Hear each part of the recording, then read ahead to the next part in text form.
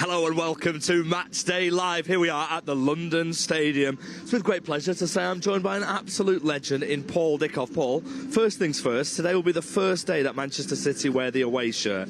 We know about the history of that shirt. How excited are you? Looking forward to seeing it. Look, I'm absolutely milking this shirt already, and we're only a couple of games into the season, but it's going to be great. I know the women wore it the other day there in the friendly over in Oz, but to see them here in the Premier League in it, it's going to be really good 25 years later, so just hope there's a few knee slides and celebrations when the boys score today. Well, listen, I hope you continue to milk it because you absolutely deserve to. Listen, we've got a little fact for you, actually, about our opponents, West Ham, today. They start the season, and normally when you play in the Premier League, you travel a lot. But being in London, West Ham are not travelling for their first 9 games this season, and they're not leaving London until November. So, in true Matchday Live fashion, what we've done for you, Paul, is we've got a little quiz for you. Cheers, come on. He didn't know about this, by the way. Yeah. But we'll start with the first question for you, then. I do love a quiz. Shall we?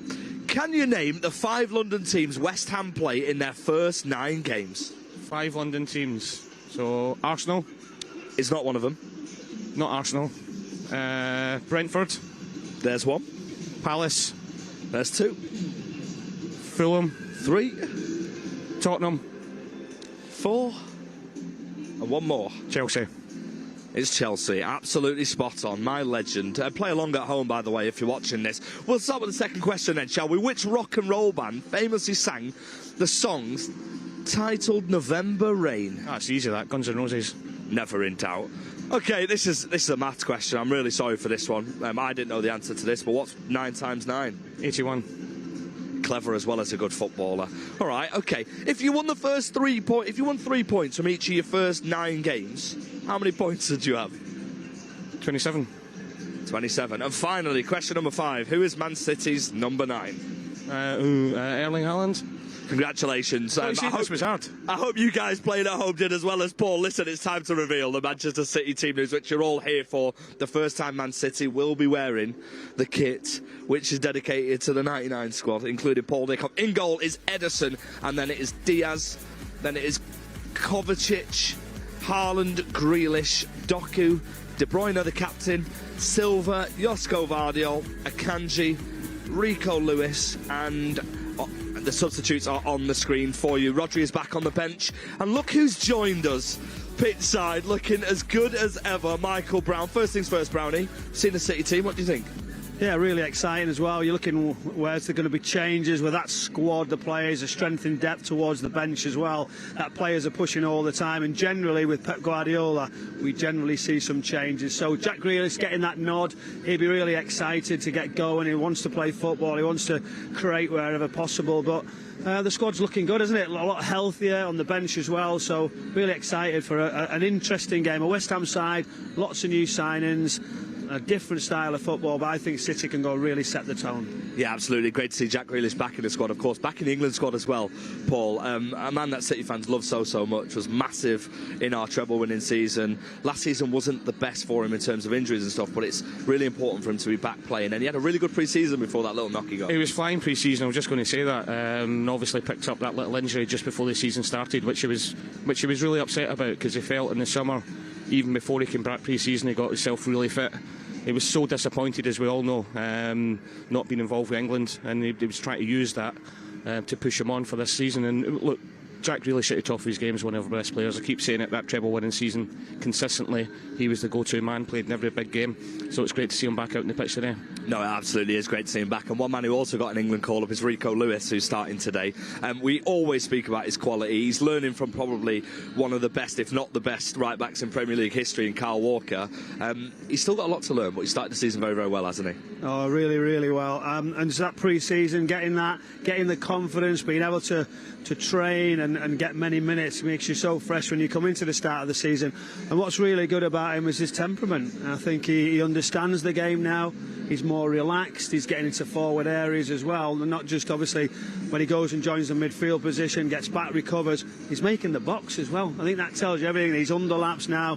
He has the understanding when to go. Really clever, educated so well in Pep Guardiola's style. So I think he just is another star of the future, and bring it on, and that's what we need, don't we? I think it's good now that we get a bit of continuity in the team as well. Senior players pushing just behind that, but Rico Lewis, I think it's a lesson for everybody, isn't it? Temperament, always smile, always want to learn. I think that's what he brings. I think he feels, I don't know what you think, Brown, I think he feels he belongs here now. I think the last couple of seasons, although he's had minutes, he's probably felt he was still this academy player trying to push in. But I think pre-season, his performances so far this season, I think he thinks, you know what? It must be hard to do that in this team. I am one of the main men here now. It must be, but it goes about his temperament, his mentality. And he's such a good boy, but you put him out on the pitch, he's so determined to do well all the time. I think that's the one as well. Do you know when you play, and he had a really big spell, didn't he, for a long time, and you've had to go back and you see and you finish the game, you do your running, you don't get on week in, week out, continue to train the next day when the players are still recovering. Mentally it takes a lot, but you understand that journey that you've got here, and I just think it's incredible how you have that. I would have struggled, to say, well, you're not going to play, I want to play every single minute, and you get the rewards, don't you, at this wonderful club, and you have to be patient. And a man who's the captain today is been at Manchester City for 9 years. It feels like it's flown by. It feels like we could have another 9 years as well of Kevin De Bruyne. Paul, run out of words for this man. He's wearing the armband today, and he's a top player, isn't he? He is, and he just seems to get better and better, and he's adapted his game over the years as well. We've done the podcast with him on Wednesday, and he was talking about he felt he had to evolve in what he was doing as well. He's not the Kevin De Bruyne that first came. He actually said his first season and a half, he felt a lot of pressure on himself because of the price tag.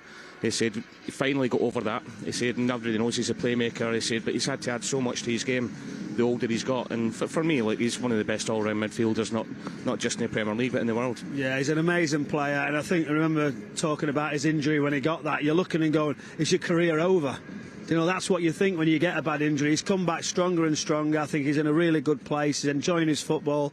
We've seen him different positions around the pitch as well since the start of this season, in that left sort of hand area where he then gets his head up with that right foot, delivering passes into Haaland, sweeping the ball into different areas. But I just think he's a real leader, isn't he? He doesn't always say too much.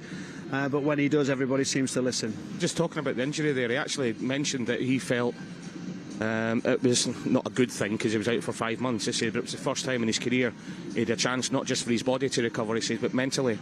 He said, and rather than coming in, because when you're injured for a long time it can be a lonely place. He said, but he was doing stuff with his family, he was going on holiday, he said, with a view of using the 5 months to really rest up because he hadn't had a break for 5, 6, 7 years. He said, and he's really feeling the benefit for it now. Well, he came back with an absolute glow-up as well, which City fans won't forget. Let's talk about Erling Haaland. We have to. He's not the only one to have a glow-up, is he? I'll take that. Thank you very much. Same to you, Brownie. Our number 9, and Pep in the press conference yesterday spoke about how we haven't signed a replacement. But when you look at the squad of players we've got, it's not really much to worry about because of the strength and depth we've got, right? I think you look at the flexibility with the players, FG. Anybody can go up and play the 9 right across. All the wide players can come inside. It's different methods all the time. Haaland will need rest at times. When you say certain games where you might play 60 minutes, that's enough. When Champions League, starts to kick in, might be a little bit selective there with a couple of rest games. But I think the squad's in a good place. I think the strength's there, and I think we have the understanding now to move players around in different areas to cope with every single game. So he started well. That hat-trick last week for Erling Haaland when he just spun and hit that outrageous strike that you never felt like he would do after that header that was saved. Just tells you everything. So he's up and running. That's really good. Confidence is there because people still actually criticise him when he doesn't score. I mean, I think he's trying to catch his appearances with goals. So hopefully he can get a little bit closer 10 today. Hat-tricks.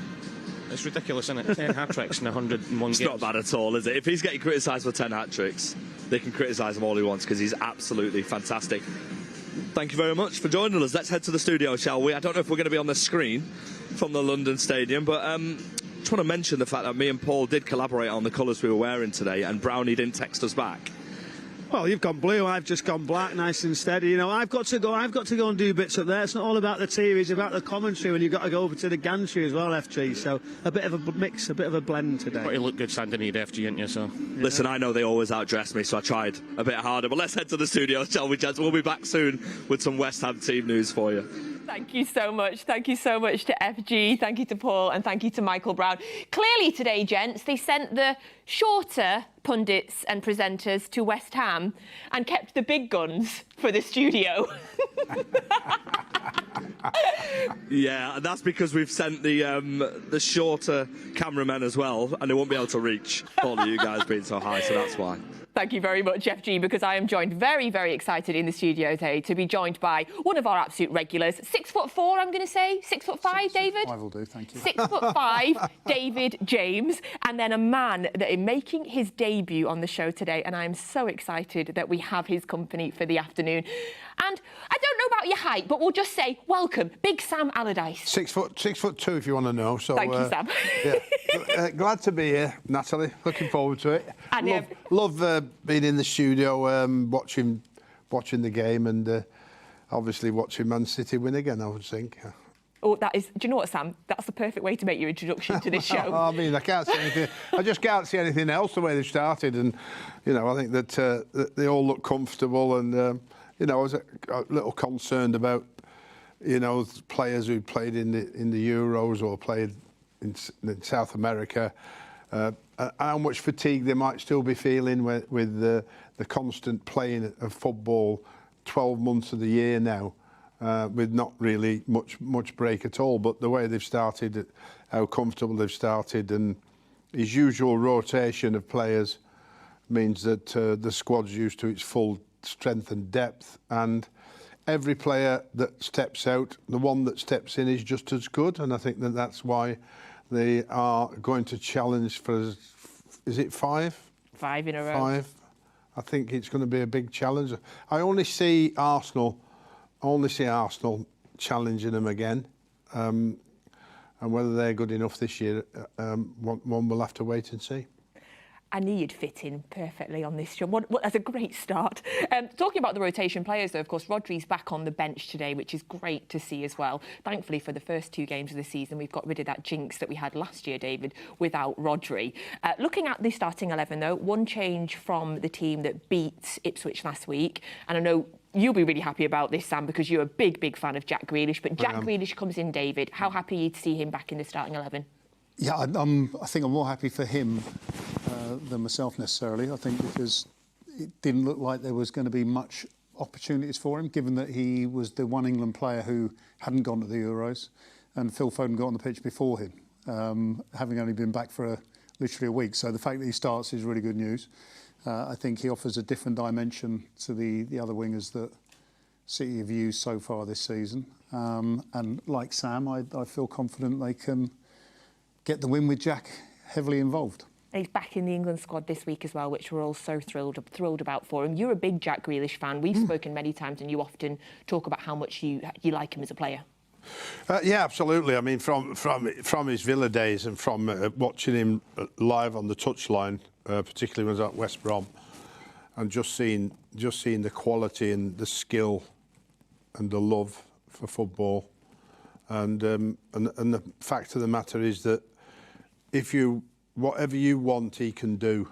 So if you're under the cosh a bit and you need a break, give him the ball and he'll go from one end of the pitch to the other on his own. If he wants to keep possession, there's nobody better. I still say there's probably a goal or two short for him that he could have maybe do a bit more to try and get, obviously assist, but everything in his game today, since he come to Man City, and the big change in his games from Villa to Man City was his defending, because I see him chasing opposite wingers back or full-backs back and tackling them. Now, it never happened at Villa. They obviously left him just in that hole, just tried to give him the ball. But he's done everything. And I have to say, I was shocked how little he played last year after winning the treble, and what he'd done. But that's Man City for you. That's Pep. Somebody else comes in and he puts them in, and he puts you right back down to earth, doesn't he? And I think, like Sir Alex used to do, they sit and watch your response. So if you sulk, you don't get back in. If you go and show more determination and more willingness to break your way back in the side, then you will. So I always think he tests his players like that, and rightly so, because this squad's, they're into better squads in the Premier League at the moment. We've heard him, Pep, say a few times about it'll be up to Jack in what he does in training, so definitely. David, what do you think it is about this game, so playing away at West Ham, that brings Jack into the team? What does he bring that's different? Interesting. I mean, because it wasn't that long ago, thinking about the Euros, I was doing a load of analysis work during the Euros, and crossing without almost like a disguised cross, standing still and just flipping all. Jack is superb at that. And it happened. Yamal was effectively the young player of the tournament because of his ability to do that. And as I say, his wing play is different to what the other options are in City. I think you're talking about he wants a couple more goals. FG and the guys are talking about Haaland wanting to equal his goals per game.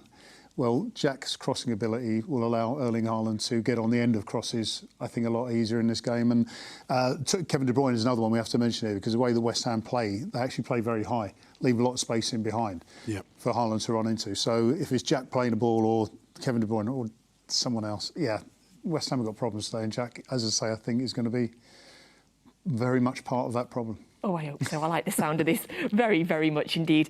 We've got a momentous occasion today for one of the players as well. Manuel Akanji makes his 100th appearance for City today. 100 appearances already. Also 100 appearances, and how many trophies has he won in that time as well, which is just insane. Of course, he came in, it was deadline day, wasn't it, 2 years ago, or towards the end of the transfer window 2 years ago, and he was a name that came as a bit of a surprise. And David, that man in the last 2 years, he slotted straight into this team. And honestly, I feel like he's got better and better and better. And for me, last season, he was our most consistent defender. Yeah, as you say, I mean, he was a surprise signing. I'm sure he would have worked out the numbers on his appearance, because he's pretty good with numbers. Akanji, if you remember. He is, yeah. But yeah, it's interesting because I think his improvement from what we've seen in the first few games have enhanced Diaz's performances as well. And what I'm seeing in the City side again this season is that whether it's a tweaking players with Oscar Bob during pre-season, Rico Lewis during pre-season, they just look hungrier and more together in a strange way. Watching them live at the Chelsea match, it was enjoyable watching. Ipswich, even though they scored very early, didn't faze anyone. Should have been, Rico Lewis should have scored as well, or could have scored. It could have been 5 or 6. They look like a group of players, and Akanji is very much part of that as well. Defensively, Sam, I know that is a subject you are very passionate about. And I often hear you talk about the best defence, or indeed last year, the second best defence is the team that will win the league. So when you look at City's back four, or include Ederson as well, so you look at Ederson, Lewis, Akanji, Diaz and Vardiol, is that a defence that is strong for you? Is that a defence that's standing out for you? Do you like the look of it? Oh, absolutely. I think that, that Akanji, when you go back to him, he's probably one of the best one-on-one players you'll get as a defender. So you can trust the fullbacks going forward, and even one of the centre halves going into midfield and leaving him one-on-one, he'll deal with it. And I think that's a sign of an outstanding defender. And I think that is what gives Man City so much more fluency in midfield, because a fullback can go in there, a centre half can go in there, and you can just leave, particularly Akanji, one-on-one, and he deals with it. So, and that keeps the pressure on the opposition, because when they lose the ball in their own half, Man City are one of the best at winning the ball back against the opposition in their half. And I think that his involvement in his 100th game, and by the fact he's fitted in so quickly and so well, is absolutely phenomenal. And far too underrated across the board. He doesn't get the credit he actually deserves. He probably does off Pep, but everywhere else you don't hear a lot talked about how great and versatile he is, because he plays left back a lot. I've seen that, So, yeah, terrific signing, one of the best. So true. You're so right. And sometimes I'm happy for them not to get the plaudits, because he can just sit, not catch too many people's eye. Let's not have anybody getting any ideas. So we are joined in the studio today by a former West Ham manager and a former West Ham player. So it is time now to have a look at today's West Ham team. So this is the starting 11 for you. Coming just any second whatsoever. But I can tell you that it is Areola who is in net. And then it is Wan-Bissaka, who of course went from United to West Ham. And then it is Marapanos, Kilman, obviously who signed from Wolves in the summer as well, Emerson, Alvarez, Piqueta, Rodriguez, Kudus, Antonio and Bowen, who is the captain.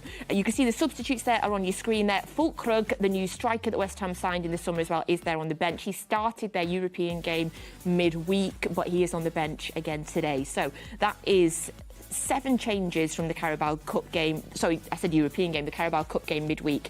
7 changes from that team, 2 changes from their win against Palace last weekend. So straight away for that, I'm looking at the new players there. Kilman was a heck of a signing for them. I know Wolves, so sad to lose him in the transfer window. And of course, Wan-Bissaka that they got from Manchester United as well. What a bargain that was, by the way.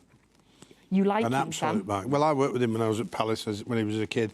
He used to train with us at the time. Actually, he was a right winger, and they were converted into a right back, like, you know. But I've said this before, like, I mean, it's a shame. It's a shame that coaches today put no emphasis on defending, because he's one of the best three defenders in the entire Premier League over the last 3 to 5 years. In terms of defence? Defending, yeah. Yes. Yeah, can take one-on-ones, can stop the opposition getting past him, particularly the wide men, the wingers, stops the crosses coming in. Brilliant, brilliant defender. Everybody has moaned and groaned about his ability going forward, but, you know, if he's playing at Man United or if he's playing at Man City or if he's playing at West Ham, surely as a full-back, it equals out that if you can't defend, you shouldn't really be playing, in my opinion. You know, and if you've got to be able to defend if you're a fullback, because you can't. The opposition are going to have the ball sometime and come at you. Going forward is very important, of course. But if you're a fullback, surely you should give it to Bowen or somebody like that, and they can get on with it and they can create him, which is what their job is more than a fullback today. But it's a terrific signing for the money. I mean, he was in his mid-20s. Man United paid 50 million for him. And I think, obviously, Kilman's another outstanding buy. West Ham have spent more money and bought more players than they've ever bought a manager for the first time round. So they've really gone big, big, big for them. But they are still 1 slot short, and that's a goal scorer up front. They still haven't found that one. Obviously, there's a new one in this season. All the others have failed. Well, I think it's about 4 or 5 in the last 5 or 6 seasons, and they're still relying on Antonio to do that job. I think Fulkrug, is that the right pronunciation? Well, I didn't want to try it. Yeah. I'll leave it to you. It's definitely one you don't want to slip up on. No, I didn't want to slip up on that. Does that sound right to you, Fulkrug? Sounds very right, yes. I know that West Ham fans are excited. Some of the pundits that I've heard talking about him are really excited about him as well. Could he, as Sam mentions, could he be the final solution to the problem that West Ham have found, do you think? I'm interested in that lineup that Souček's not playing, not started, because he started he was on the bench. He started the season very well. Fulkrug has come on, as you say, he played in the League Cup, but he's come on as a sub. As he did with Germany, he was a super sub for Germany during the Euros, and obviously did very well for them. I don't know, even when I did my homework for the Euros with Germany, that much about him to know whether he's going to be the answer, because as quite often happens, someone has a good Euros, that will propel them into everyone's consciousness, whereas I'm not entirely sure on how he was performing before that. The thing with West Ham is Antonio's in good form at the minute, albeit very, very short period of time in the season. So they've got one of their main threats firing, which means Fulkrug doesn't have to come straight in firing necessarily. But as I said before, the way that I anticipate City are going to play, Fulkrug will come on at some point, Souček will probably come on at some point, and the dynamics of your flair players will have to change, I think, to more physicality. Not in a bad way, but Fulkrug is a very physical player, very capable. But yeah, I think there will be a shift in the way West Ham play at some point in this game. Talking about those flair players, obviously Jarrod Bowen had an incredible season last year, went to England. Julian Lopetegui's come in, Sam, over the summer and made Jarrod Bowen the new captain. How do you feel about that? Do you think he's a good choice for captain? Has he shown leadership qualities that you've seen? Yeah, I spoke to David about that. Like, I mean, he really likes him, not just as a player, but as a person. So if he's got the qualities to lead as a captain, depends what the new manager wants. Like, I mean, is he a captain just on the pitch, or is he a captain in the dressing room and a captain on the pitch? It depends Depends what the manager wants. If you can do both, there's nothing better than that for you as a manager, where you can rely on your captain to sort out the niggles or bits in the dressing room and lead well on the pitch, like you mean. So, you know, it's be interesting to see whether he can take the armband. I've seen many a player get the armband in my time and their performance have diminished, and you've had to be, as a manager, be brave enough to take it off them again, which is not an easy task. So you hopefully pick the right one at the right time, and he actually evolves in his game even more with the extra responsibility. So, you know, it is a big ask, but certainly, you know, communication just on match day and communication through the week is a captain's responsibility. They've got another player in the team that City fans have had an eye on for a little while as well, and I think he's been so impressive to so many since he came to the Premier League. Obviously, Paqueta is a name that stands out a lot, David. Is he the danger man for you in this team, this West Ham team, or who do you think is? Well, I think, taking my West Ham bit of my head off, all the players are capable on their day. I think the interesting thing with Paqueta, and I remember doing a bit of a study on him, is how he tackles, because he gives away a lot of fouls. Depending on what foot he tackles with will depend on whether he's going to give a foul away. You'd have to see it in play to understand that. It's whether City players know that, to get him on the wrong foot. Penalties, cool as you like, generally. I was looking at one stat last season. He had the most headers in the West Ham team. Really? Yeah, then I watched the video. He stands on the near post for corners, so he had a lot of clearances. So some of the stats might not be as clean as they should be, but highly quality, talented player. But at the same time, also the way that he plays West Ham, sometimes he's out of position, so he's not that effective because they're doing a lot of defending. He goes out on the wing rather than being where I think he's more dangerous in the middle. So again, this is, without being too obvious, it's more about how City play will determine how much opportunities West Ham get, I think, in today's game. Thank you. Thank you very much, gents. We're going to head over now to the London Stadium, where FG is still pitchside with Michael Brown and with... Oh, he's been... What has he been eating since he's been in London, Paul? Dick off. Hello, gents. Yeah, welcome back to the London Stadium. It's amazing what one comment can do, isn't it, Natalie? Because as you can see, Paul, you took that personally, didn't you, mate? It hurt me, that. To the bone. Yeah, it feels really strange, this, by the way. We've had to step on the top of the hill as well, haven't we, to be honest? Yeah, we'll get rid of that now for safe health and safety reasons, and we'll talk a little bit about the West Ham new signings. I mean, it feels like it's the start of a new era here at the London Stadium, doesn't it, Brownie? Yeah, they've done that before, this West Ham board, though. The fans have demanded David Moyes to come back. That didn't work. Now Lopetegui comes in. And the amount of signings, I can imagine David Moyes sat at home thinking, I wouldn't have minded a few of these, but you just go through them. Kilman, who he knows from Wolves, big sign, 40-odd million euros, was the mainstay, that left-footed centre-back to go and step in. And you look at Fulkrug, Somerville, I mean, the list just continues. Wan-Bissaka really important to him as well. In the middle of the pitch, they continued yesterday with Soler coming from PSG. So all over the pitch, they've tried to strengthen. They've got some really good players as well already, Paul, haven't they? Yeah, they have. You know, we're talking before, obviously, down both flanks. You know, Emerson, attack-minded full-back, Kudos in front of him, who I think is a really, really good player. Obviously, Bone on the other side, Wan-Bissaka coming in behind him as well. So on the flanks, it's going to be interesting. We're talking off camera there about whether Doku or Jack starts on the right or the left, you know, and with their left-hand side being really attacking. I think Jack probably being the right for his defensive duties more than anything else as well. Yeah, it'll be interesting, won't it, because of Wan-Bissaka. He had to play at left-back the other night as a late change for Cresswell. Now he's in his favourite position. See how that goes, but Rodriguez in the middle of the pitch. We're all used to West Ham, aren't we? Soufal, Souček, they're not in there at this moment in time. Alvarez, Rodriguez in the middle of the pitch.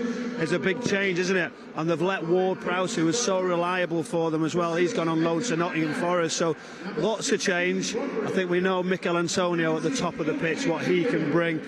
He's got everything, hasn't he? Really, really strong, can run the lines, and he'll be really tough against the two centre-backs from Manchester City today. Yeah, really exciting. I mean, we're looking at the starting 11. We're looking at Kilman, who we mentioned already starts. We're looking at Wan-Bissaka, who starts. The only one of the new signings that isn't here is Carlos Soler. He might not be ready yet, but you've got Fulkrug on the bench, you've got Somerville on the bench, you've got Tabido on the bench. They've got options, and this game will require substitutes, you imagine. And when you look at the likes of Somerville, who's come from Leeds, as an exciting, explosive player, and it seems like the West West Ham squad is just getting stronger and stronger. Yeah, they are. It's a great signing. You know he can score goals. You know what he can bring. And you imagine he'll get involved at the right time. He's got a lot of competition because of the Kudos and Paquetá. You know what they can bring for this West Ham side. But Todibo at the centre-back position, strengthened again. I think that's what they've gone on and done. So they look a really solid squad now. Real flexibility right throughout. And it'll be a big test. I think what they are doing at this moment in time is changing the style of play. A bit more slow in build-up, not total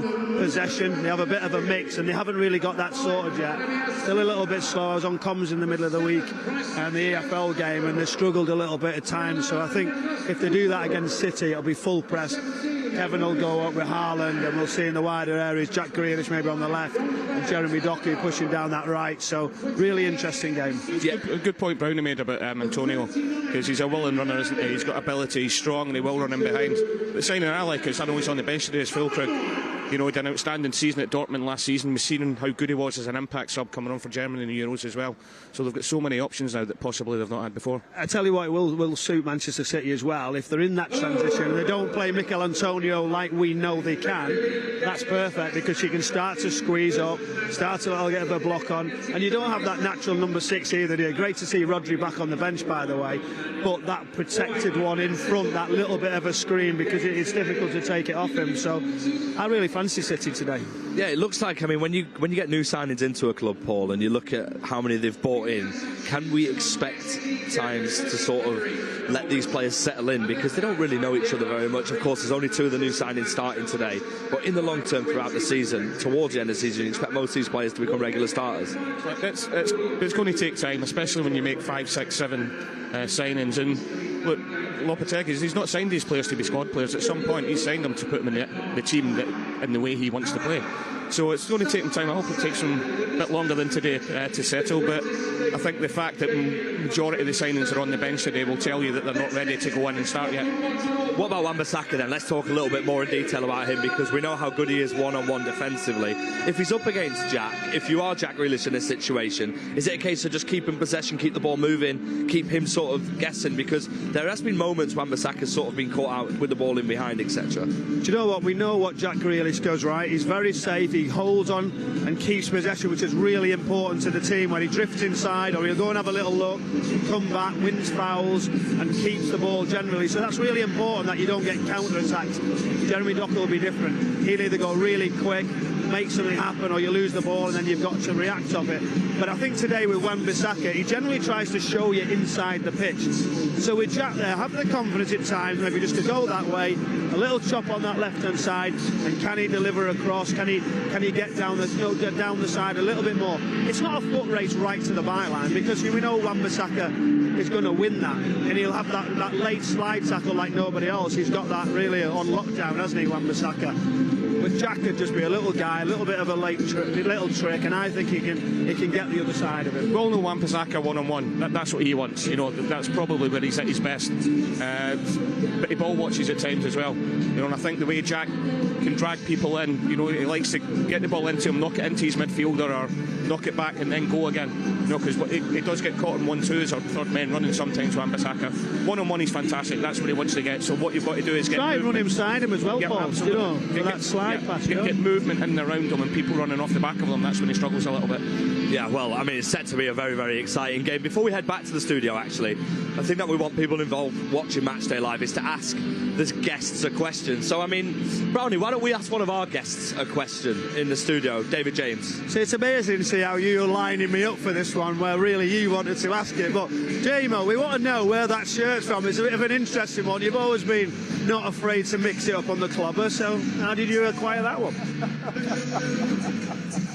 Do I have to answer right now? Of course. No. I was playing golf, and there was a nice bright Man City coloured shirt in the golf shop, so I bought it and played. Is that okay?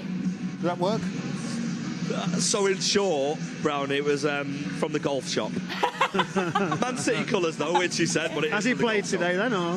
Brownie's asking if you played today. No. No. No, I've been waiting in a queue for... Yeah, FG, we've got a question for you, because David James has been trying to get Oasis tickets all day. Sam and I both got tickets this morning. How did you all get on? Did you all get Oasis tickets? I mean, when you're in the presence of two legends here, I'm pretty sure you didn't queue for Oasis tickets this morning, did you, Paul? I just chucked a little message on the other day there, mate. Well, that's some flex. And Brownie, you're going to get sorted out as well? Sorted, I think everything's already done. How the other half live. Congratulations on getting your tickets. Now, I saw your tweet. I was buzzing for you. I did wait in the queue. Sam did not and got his tickets clearly. So, David, what you're learning here is that Paul, Brownie and Sam did not try and queue, and you have. Thanks, guys. You've just broken his heart. Cheers, FG. I'm going in a new group chat. As an ex-Man City player, Sorry, J-Mo. Should be allowed. This is what I said, Sam. Ex-player, He played. ex-Man City player. Come Both on. Noel and Liam will have cheered you on.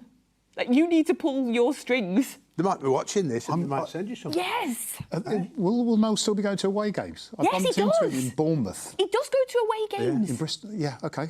Right, there you go. I'm going to the next away game. I'm going to hunt that stand for Noel. And We are going to get former England and Manchester City goalkeeper David James tickets to Oasis today. We are going to.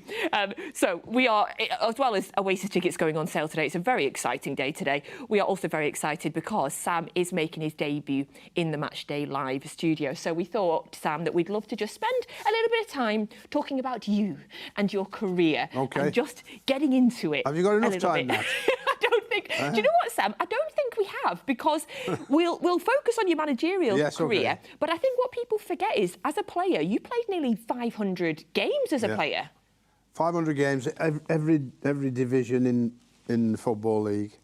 So I started the second division, went to the first division and went back down, went to America, then came back, then went back into the first division and then finished in the second, third and then in the fourth division finally at Preston. So I finished playing when I was 38, so it then took me into coaching.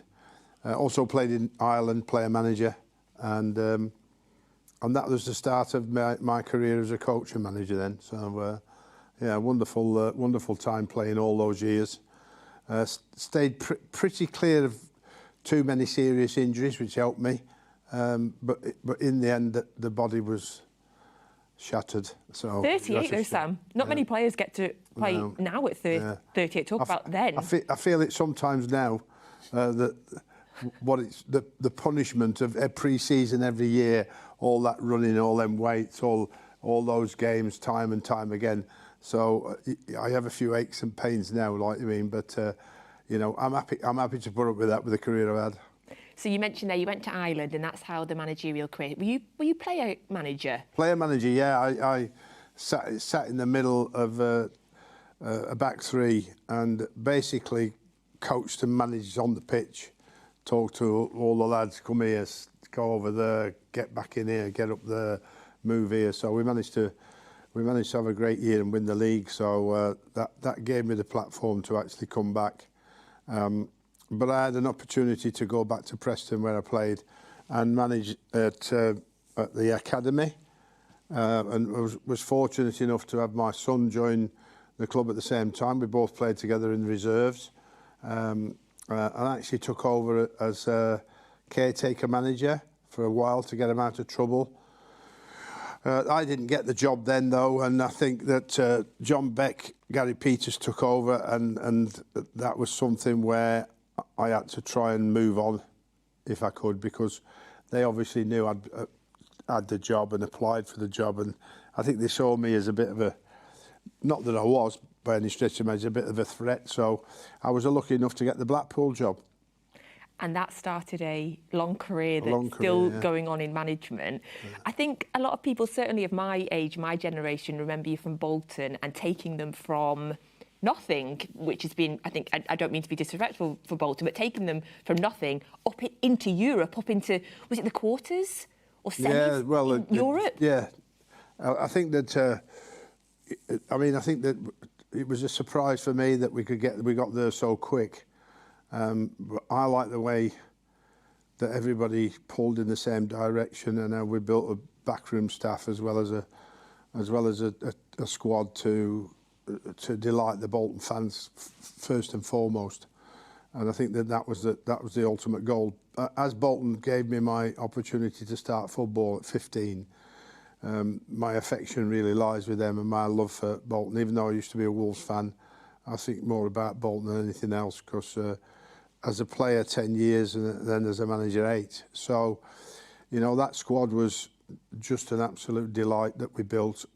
Not just the squad on the pitch, but the squad of members and staff off the pitch. And we went searching for new ways, and I'm lucky enough to say that the staff that I had found much better ways to evolve football players and evolve systems than anybody else in the Premier League at that moment. So you could talk about Arsene Wenger, what he did at Arsenal, which was fantastic, but we did just as much. And on occasions we got even past what anybody else had even thought of. So analysis, strength and conditioning, psychological, you name it, we got there, we'd done it. The staff who were in charge of building those areas of the club were an absolute pleasure to work with. And that's the least problems I've ever had as a manager.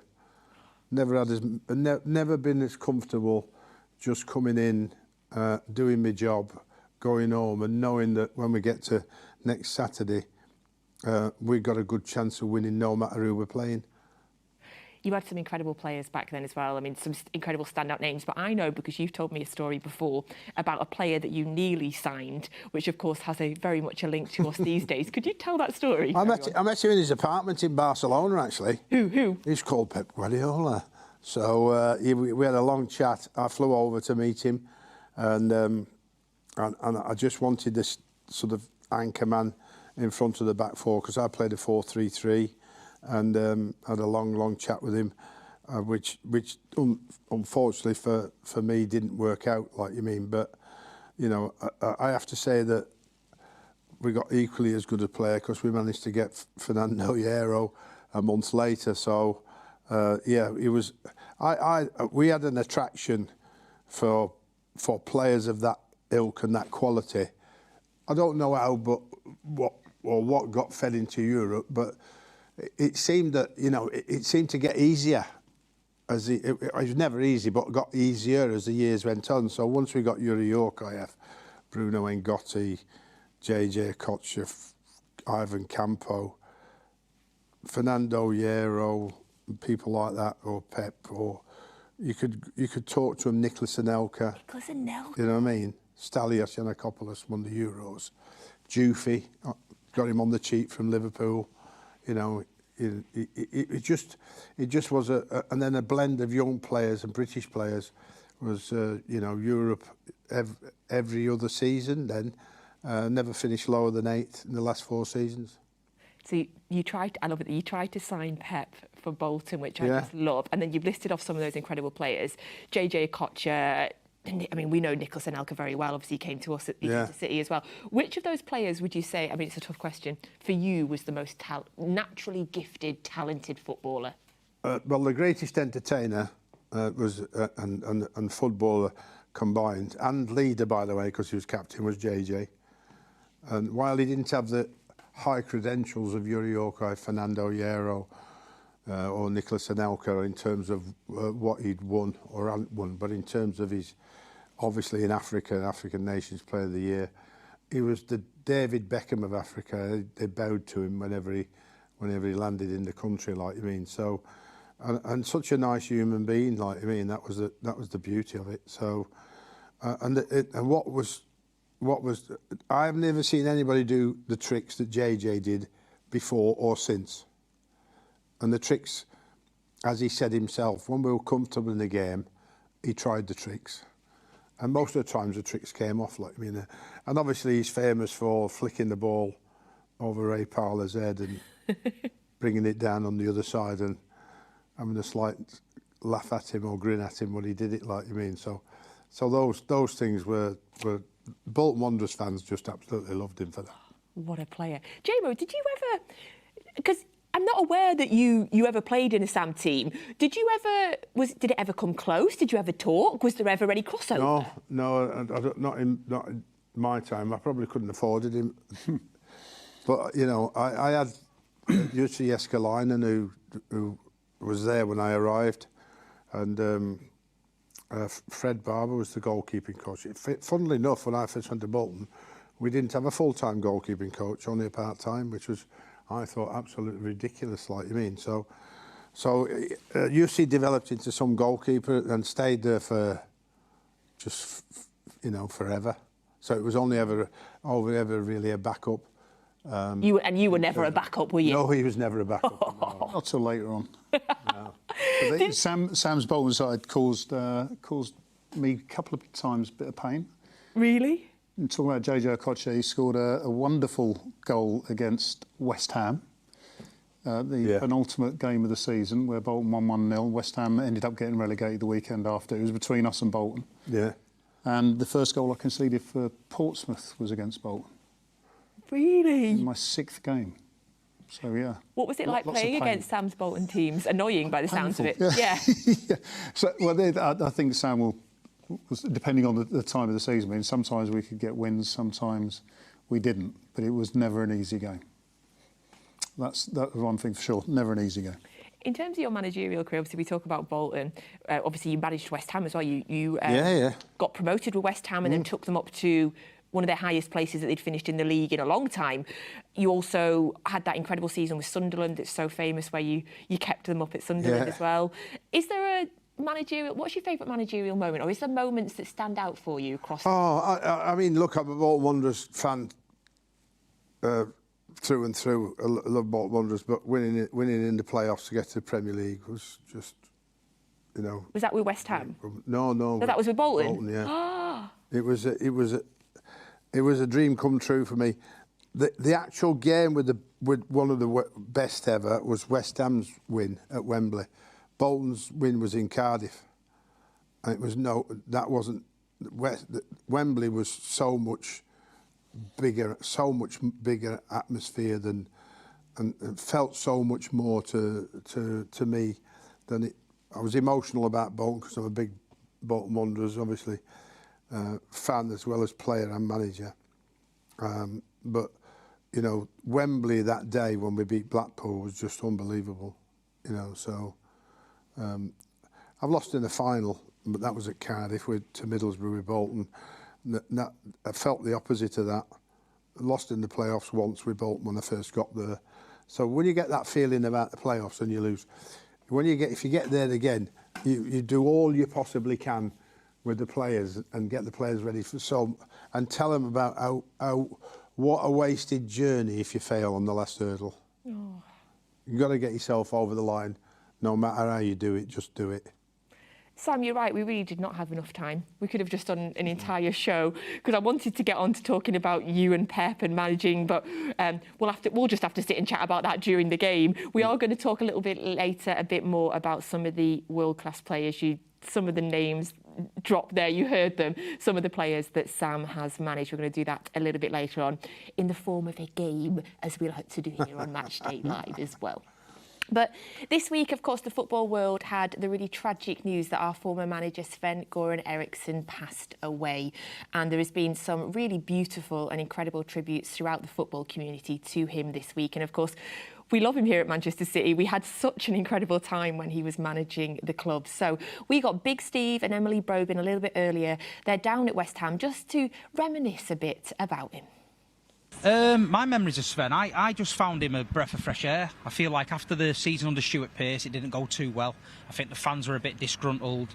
And then to get Sven in, he's a bit charming, isn't he, and charismatic and that. And then he started to bring in a few unknown signings, and then a little bit of excitement built up. And then I remember going into that season not as depressed as the season before. What about you? Yeah, I mean, we've got to admit the season before under Stuart Pearce, it was a bit hapless. It was a bit, dare I say, miserable as well to watch. And fans were a bit down, disillusioned, and Sven came through the door and he was a breath of fresh air. And he signed some brilliant players.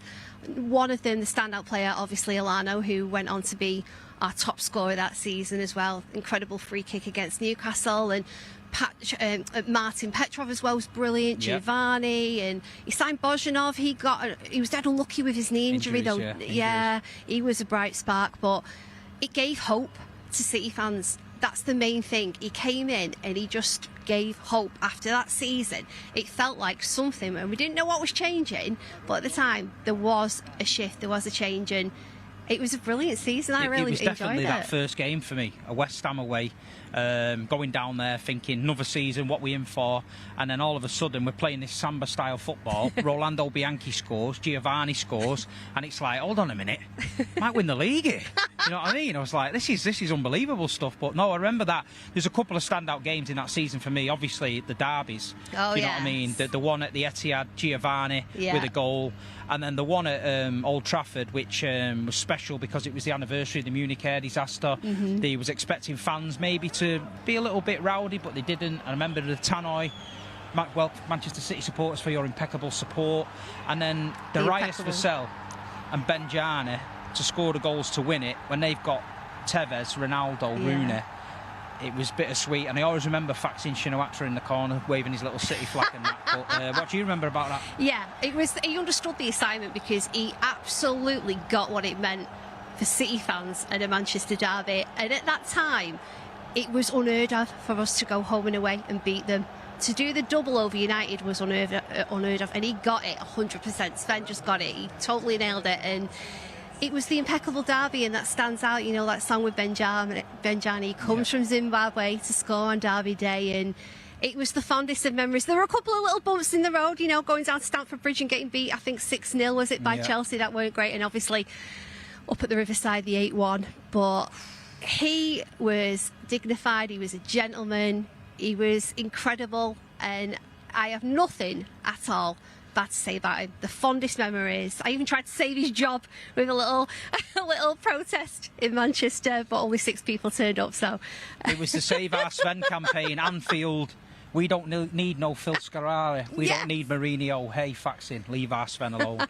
And listen, on that note, I feel like, you know, we've said all we need to say, but rest in peace, Sven-Göran Eriksson. Thanks for the memories. And we're all looking forward to today.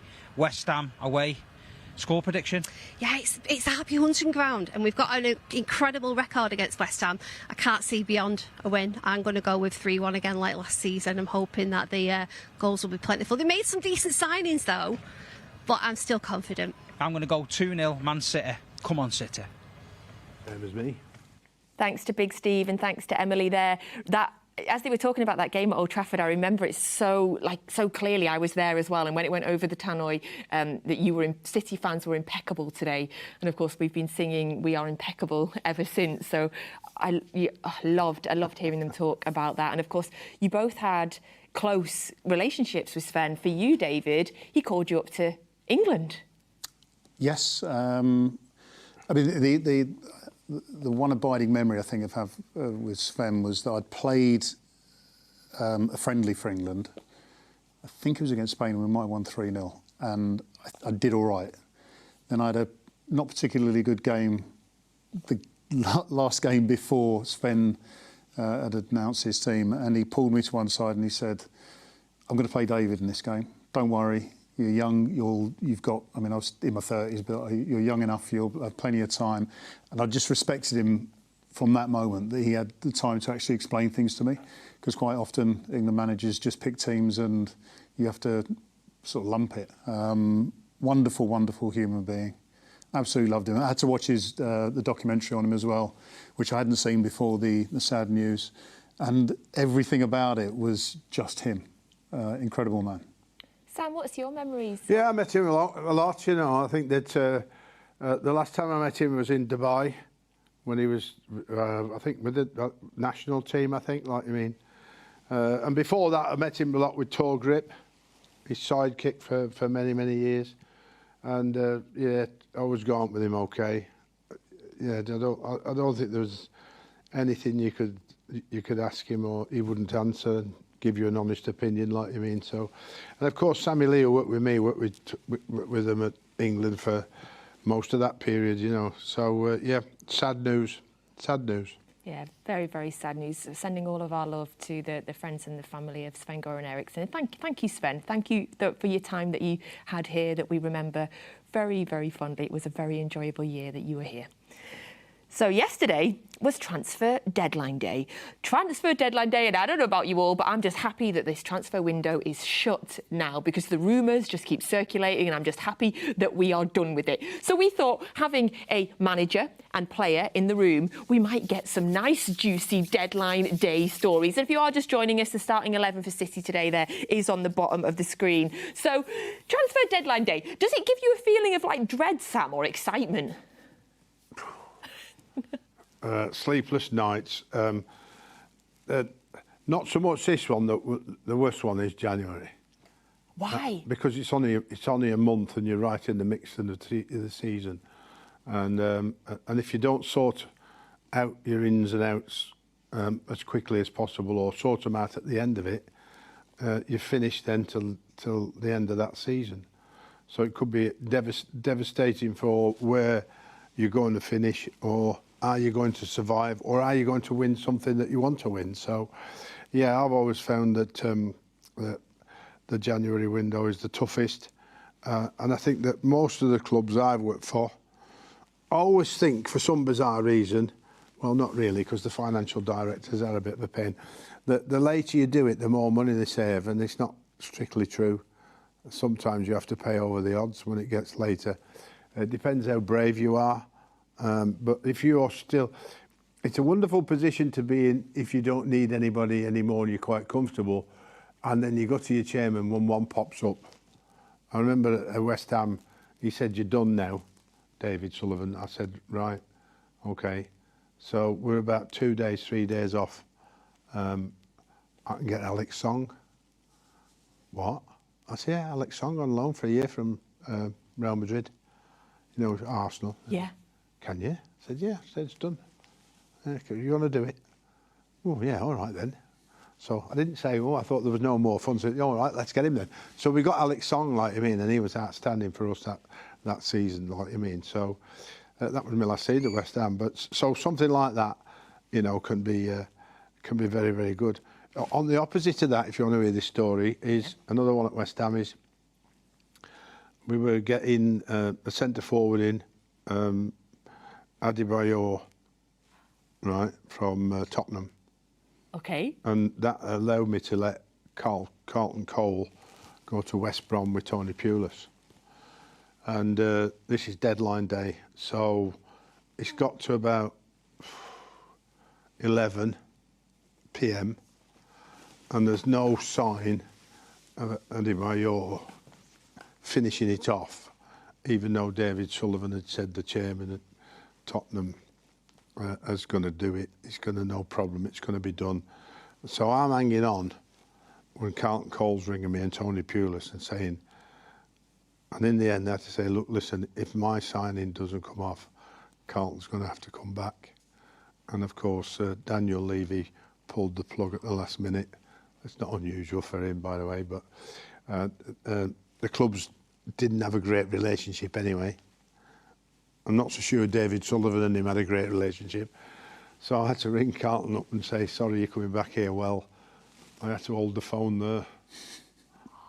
I've got some real abuse, like I mean, and I felt that terribly, terribly sorry for Carlton, because he was offered a 2-year contract at West Brom, and I had to bring him back because I couldn't leave myself short. So I told him to have a few days off because I didn't want him coming in busting my door down, and spoke to him about 3 or 4 days later and just said, "Look, I am really sorry. You know, it is all my fault," or, well, it's not all my fault, but I had to make the right decision for the football club, not for you.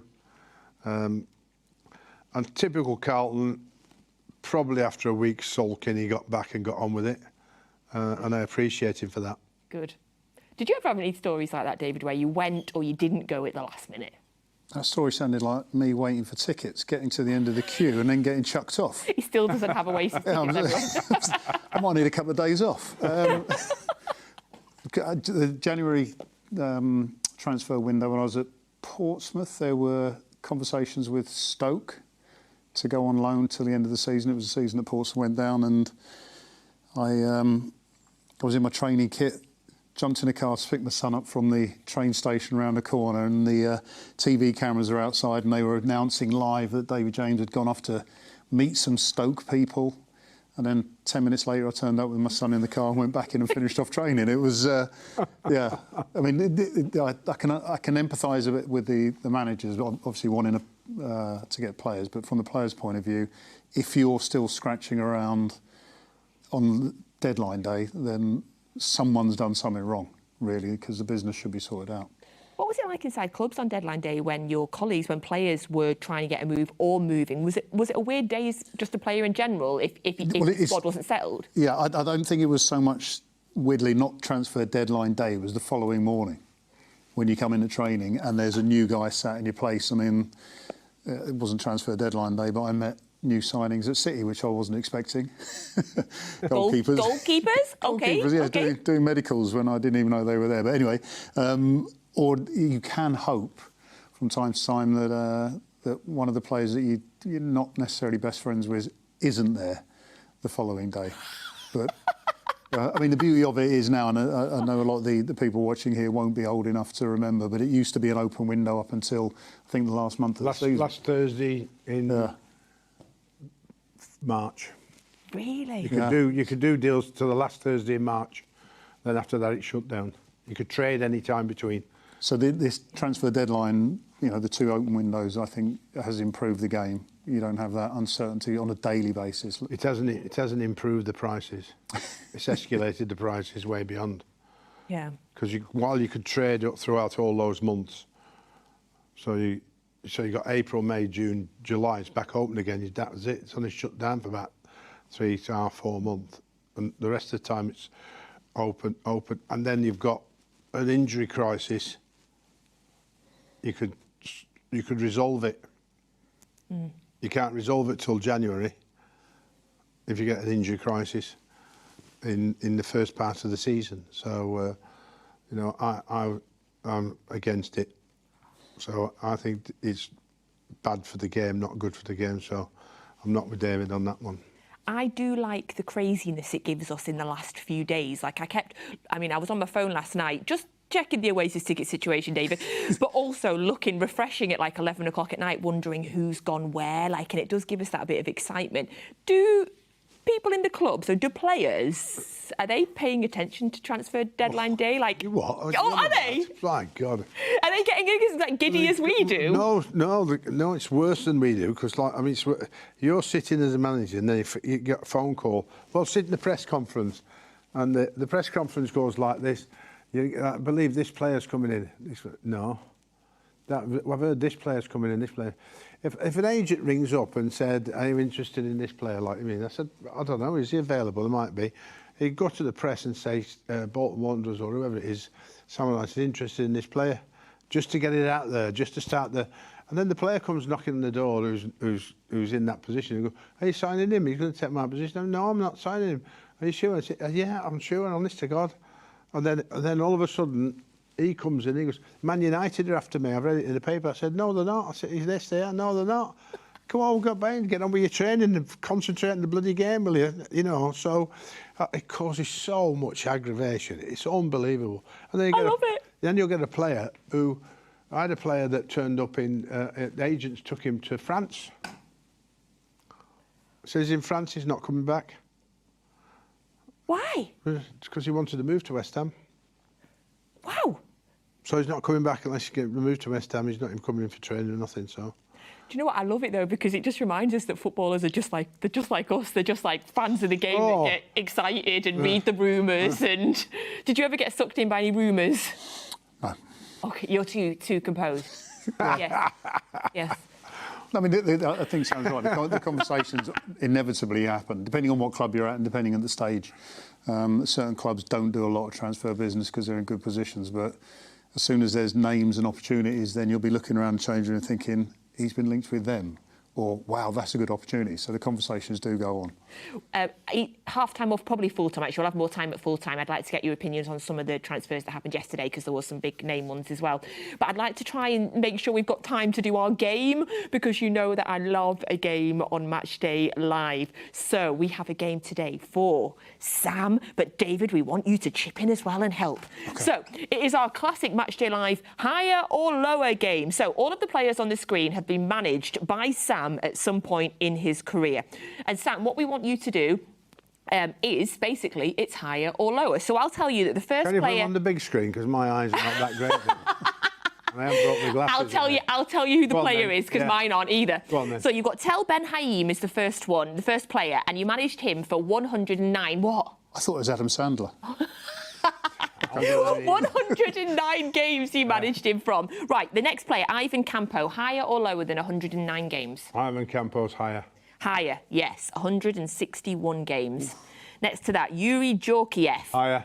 Higher than 161 games? Oh, no! 81. Lower! Wow. 81 games Sam you managed him for. OK, next, one of your absolute favourites, Sam. Higher. Jufi. Is Jufi higher or lower than 81? He is higher, 151. Of course he is. Oh, Sam, next up, this is a toughie for you. JJ Okocha, higher or lower than 151? 151 lower. games with Jufi, by the way, is incredible. Lower.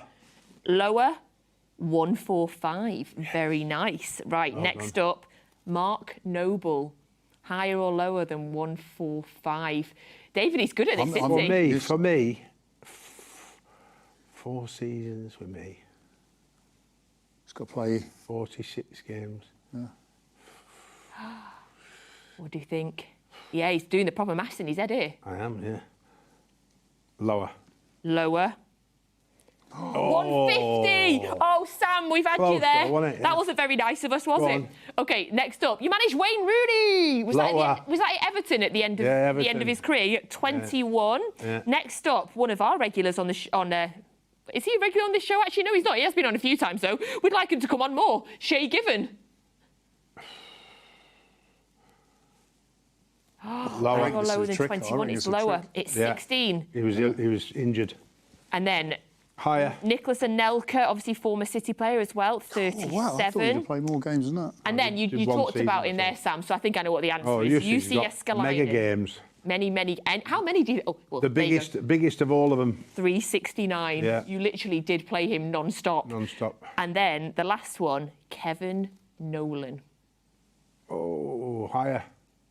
Higher. 431. Well done, Sam. You pretty much got everyone. Sam, who was your favourite that you managed out of what? Favourite? Just favourite that you managed? Favourite? Yes. Nobby Nolan. I would have guessed that. Yes, I would have.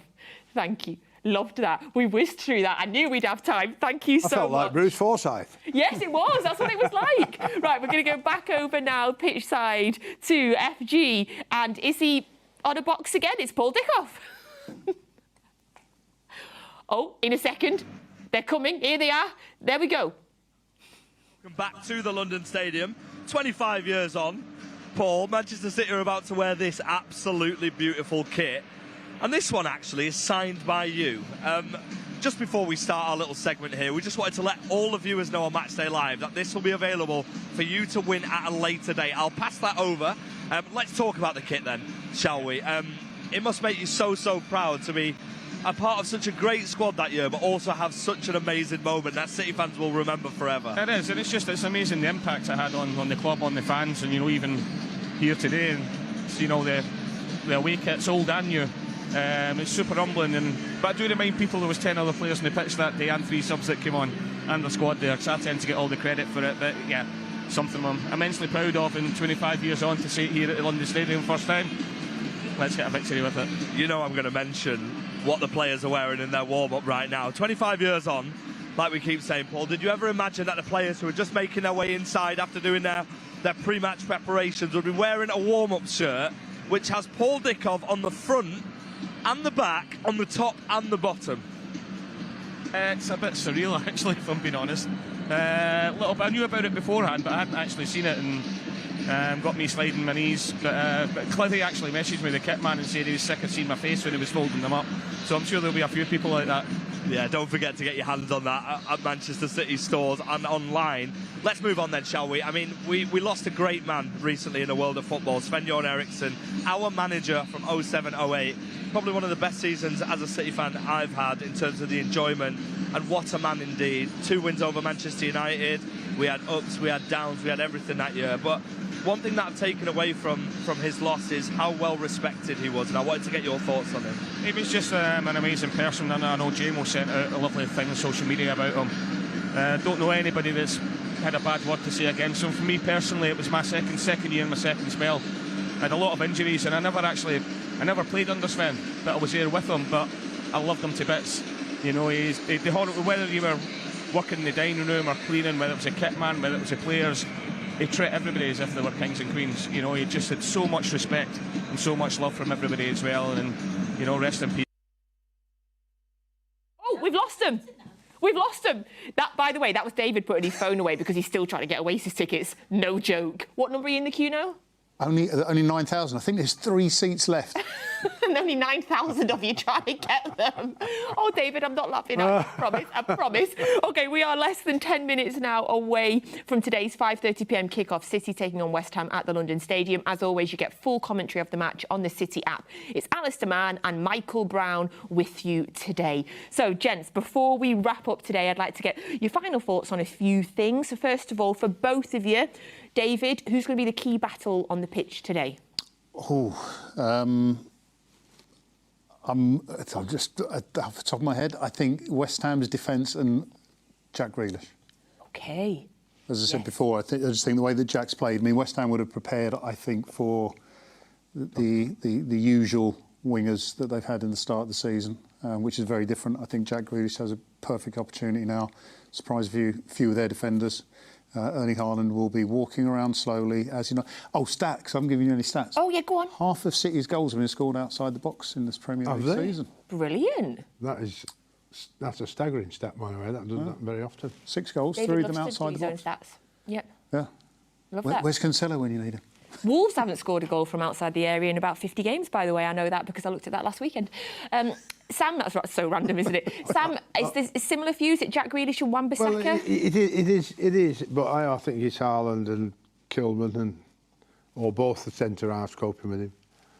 So just as much because he's, you know, sometimes I think he stands out the game to switch the centre halves off, and they think, oh, there's not a lot happening here.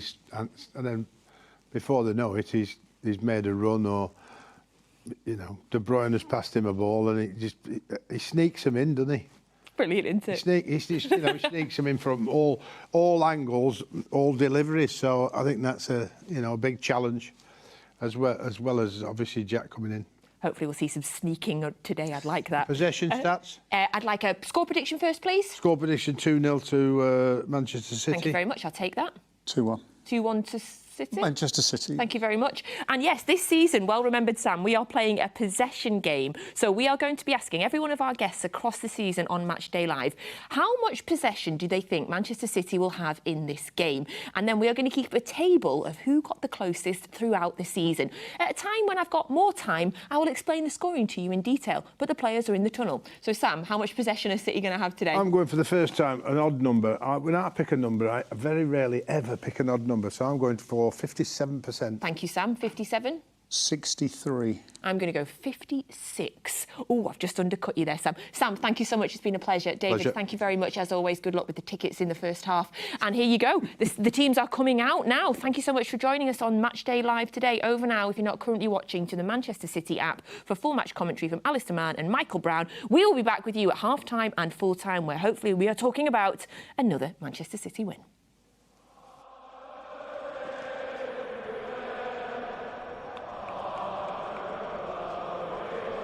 Thank you, Natalie. The defence of their 4th Premier League crown in a row has begun in typically ruthless fashion so far, but the Blues now face another tricky-looking early season challenge with a visit here to the London Stadium and West Ham United. The hosts are in somewhat of a transition period with a new manager, Nuala Lopetegui, and several new signings as well.